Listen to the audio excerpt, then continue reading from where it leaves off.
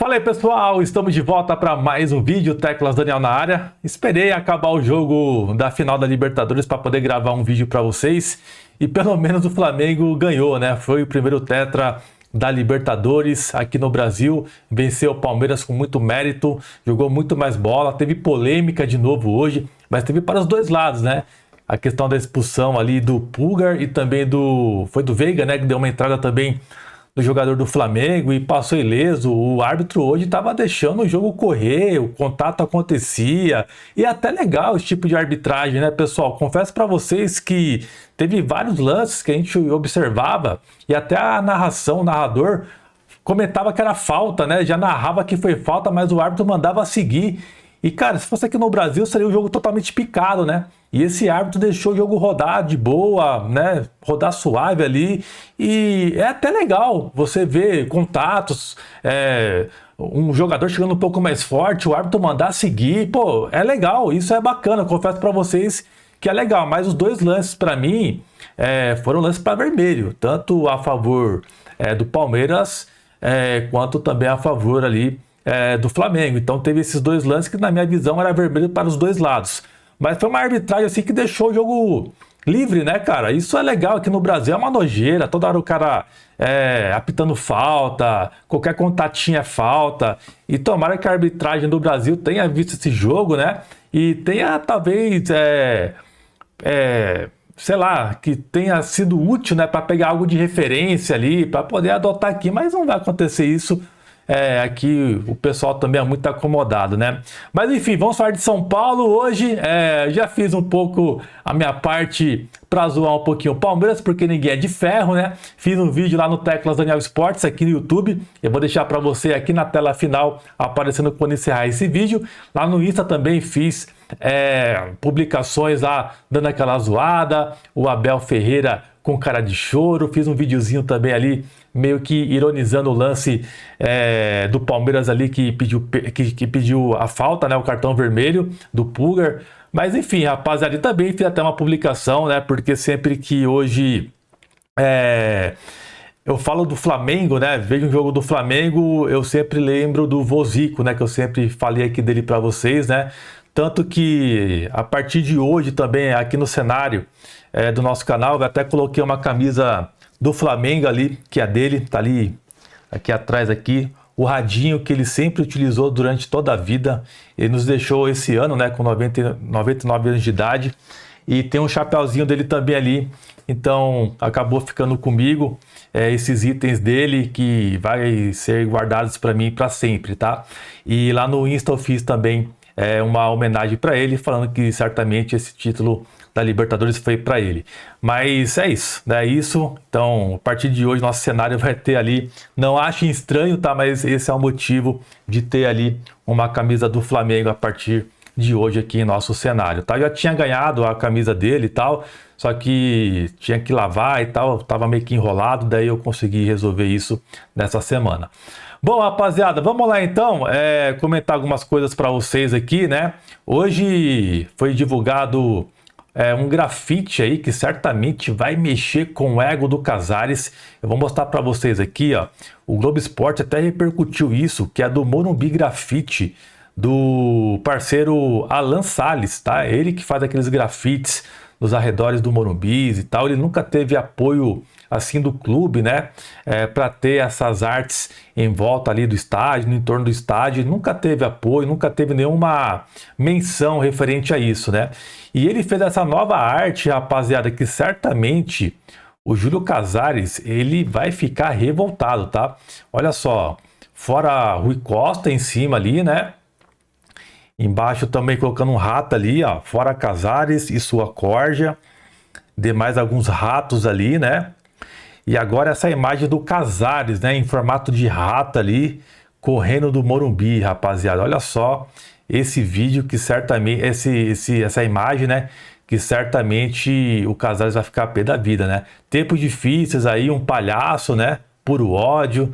Tá aí algumas imagens do Morumbi Grafite, a página aí Morumbi Grafite lá no Insta, tá, rapaziada? Então, é uma arte em forma de protesto, né?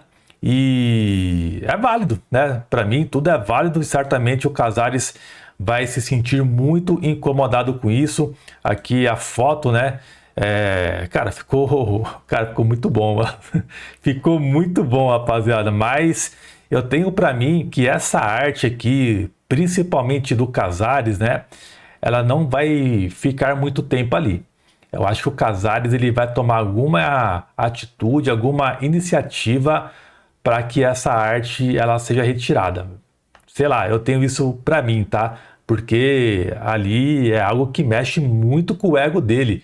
Imagina ele todo dia passando no Morumbi e vendo aquilo ali, né? Então, ele não vai aceitar isso muito bem, não. Veremos aqui o que vai acontecer. Certamente, se pintar alguma coisa, a gente vai trazer aqui para vocês no nosso canal. Para você ver também que o ego do Casares ele é muito assim, inflado, né? A imagem dele é super importante porque ele não gosta de críticas, né? Ele fala que aceita e tal, mas é da boca para fora.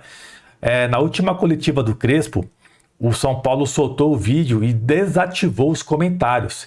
E nas últimas coletivas, o São Paulo, aliás, os comentários ali das lives e dos vídeos, era só comentário contra o Casares, hashtag fora Casares, xingamentos, protestos contra o Casares.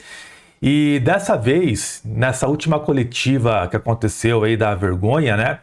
Que foi o 6-0 para o Fluminense, o São Paulo desativou os comentários ali. Certamente, aqui coloquei a imagem errada.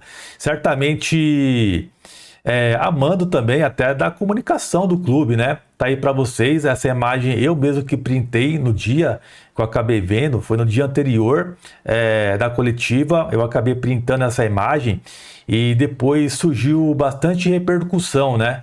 Após isso nas redes sociais e horas depois o São Paulo foi lá, alguém do São Paulo, da comunicação, e deixou público os comentários. Então, para você ver que até no perfil oficial do clube, eles querem também fazer como se fosse um perfil deles. Cara, isso é absurdo, tem que deixar lá, é a instituição, independentemente do comentário, se é positivo ou não para o Casares. Eu tenho certeza que se o torcedor, nesses momentos de derrotas, estivesse mirando o Hernan Crespo, o São Paulo não faria essa blindagem ao treinador, ao Hernan Crespo.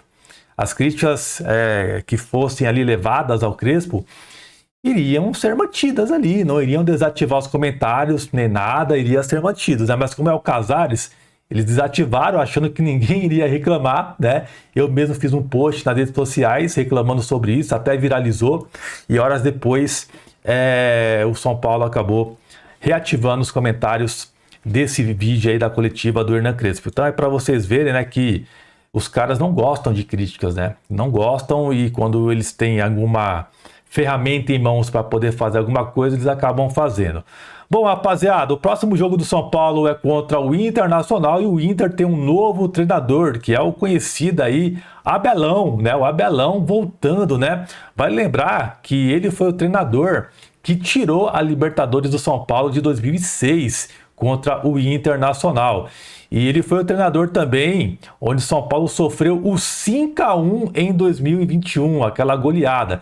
Então hoje o São Paulo tem nas mãos, né, o momento de afundar o Internacional, que foi um clube que foi uma pedra em nosso caminho em momentos de Libertadores, né? E também tem essa goleada marcante na nossa casa.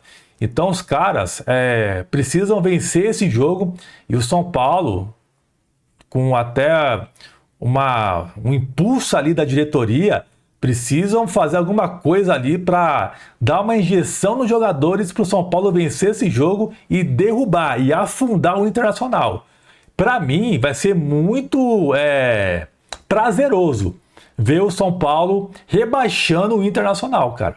Para mim vai ser muito prazeroso, porque na época de Libertadores, o São Paulo enfrentava eles, a época lá do Rafael Sobis e tal, o próprio Abelão também. Cara, era assim, jogos complicadíssimos, os caras sempre, na grande maioria, sobressaíram contra nós, né? Então o São Paulo, cara, tem que fazer a sua parte, fazer um jogo digno, né? E representar a camisa e afundar esses caras. Para mim, aqui de rivalidade, tirando os clássicos aqui, Atlético Paranaense e Internacional são os dois times que eu quero ver sempre na Série B, sempre mal. Porque são dois times que eu não tenho assim muito apreço, não. Então que o São Paulo afunde esses caras no próximo jogo aí, que vai ser pelo Campeonato Brasileiro. Bom, algumas pessoas me perguntaram, né, referente ao Matias Rojas, aquele meia que foi pro Corinthians, né, que era até bom de bola, mas não jogou nada no Corinthians, não deu certo, e deixou uma dívida milionária para o Corinthians. Nos últimos dias surgiram algumas informações aí de que o São Paulo poderia talvez mirar ele para uma contratação, teria sido oferecida aí para o São Paulo e tal. Mas segundo a nossa apuração, o São Paulo não possui interesse nesse atleta, muito por conta também da questão financeira, né? E também pelo que ele mostrou no Corinthians, né? O cara saiu daqui, o São Paulo já pegou um exemplo do próprio Corinthians, que contratou o cara, ficou com uma dívida milionária do jogador. O São Paulo vai atrás do cara para também fazer uma outra dívida, então não tem muito cabimento isso, tá? Então o São Paulo, pelo que apuramos, não tem interesse nesse atleta. O São Paulo já está mapeando alguns jogadores no mercado aí, vai ter também a presença do Crespo ali para talvez indicar alguns jogadores, mas hoje com o Muricy ali, né, que hoje o Muricy e o Rui Costa são os caras do futebol do São Paulo. O Muricy é um cara meio chato, né, para gostar de jogador e tal. Pode ser que o Crespo goste de um atleta e o Muricy talvez não goste. Tem que ver como que vai ser isso, né? O Muricy, na minha visão, mano, ele tá um pouco ultrapassado, assim como os conselheiros do São Paulo. E para mim, não sei se ele pode ajudar o São Paulo ainda, o Muricy. Vendo algumas omissões dele também, sendo parceiro da gestão Casares, né? Sendo cúmplice dessa gestão. Sinceramente, eu não sei se o Muricy hoje seria bom para o São Paulo. Eu acho que o São Paulo deveria ter mudado tanto o Muricy quanto o Rui Costa, mas os dois tiveram promoções aí pelo Júlio Casares após as saídas do Fernando, do Nelson e também do Belmonte. A Belmonte até postou uma despedida nas redes sociais, falando que foram 5 anos de São Paulo e tal, que é grato ao clube e tal, mas ele é uma despedida entre aspas, porque ele continua no São Paulo como conselheiro e certamente ele vai fazer movimentos políticos para ter talvez algum cargo aí na diretoria do São Paulo futuramente, né, sendo um vice-presidente ou até um presidente do São Paulo, a gente não sabe ainda, tá, rapaziada? Mas é isso, tá? Essas são as informações aí de hoje para vocês e vamos ver aí como que vai ser o São Paulo nesse duelo contra o Inter e certamente essa imagem aqui do Casares, irmão, ele certamente, isso aqui mexeu muito com ele, pode ter certeza, não é informação, mas isso aqui, cara, o cara lá do Morumbi Grafite foi na ferida do Casares, hein? Esse é o vídeo, pessoal, tamo junto, um abração aí e até a próxima, valeu!